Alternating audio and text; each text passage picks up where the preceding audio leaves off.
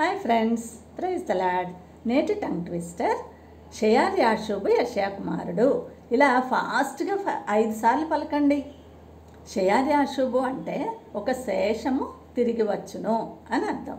ఇక్కడ ఇస్రాయేల్ రాజైన పెకహు సిరియా రాజైన రెజీన్తో కలిసి యూదా రాజ్యంపైకి దండెత్తి వస్తున్నాడన్న సంగతి యూదా రాజైన ఆహాజు అతని ప్రజలు కూడా విని వణికిపోతున్న సందర్భంలో యెహోవా దేవుడు యెషయా ప్రవక్తను తన కుమారుడైన షయార్యాషూబును తీసుకొని చాకిరేవు మార్గంలో పై కోనేటి కాలువ కడకు వెళ్ళి ఆహాజు రాజును ధైర్యపరచమని పంపించారు. ఈ మాటలో శత్రువుకి తీర్పు ఉంది, యూదా వారికి నిరీక్షణ ఉంది.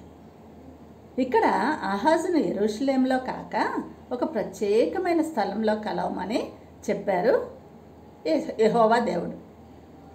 అది చాకిరేవు మార్గం, అంటే మనల్ని శుద్ధి చేసే మార్గమై ఉన్న యేసయ్య దగ్గరికి అన్నమాట.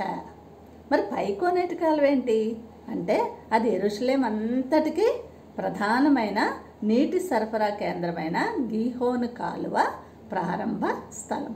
ఇక్కడ శత్రువు ముట్టడించున్న శత్రువును తరిమి కొట్టే ఒక మంచి ప్రదేశాన్ని చూపించడం ఒక ఎత్తు అయితే, రెండవదిగా ఆహాజు తన చెడుతనాన్ని విసర్జించి జీవజలపు ఓటే అయిన యెహోవా దేవుని యొద్దకు రావాలన్నదే ఈ మాటలోని ఆత్మీయ అంతరార్థం.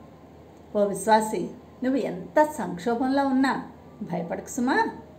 మార్గమై ఉన్న యేసయ్య దగ్గరికి చేరి నీ చెడుతనాన్ని విసర్జించి జీవజలపు ఓటే అయిన యెహోవా యొద్దకు చేరుకో. ఆ దేవునితో తెగిపోయిన మీ సంబంధాన్ని తిరిగి పునరుద్ధరించుకో. Thank you. God bless you all.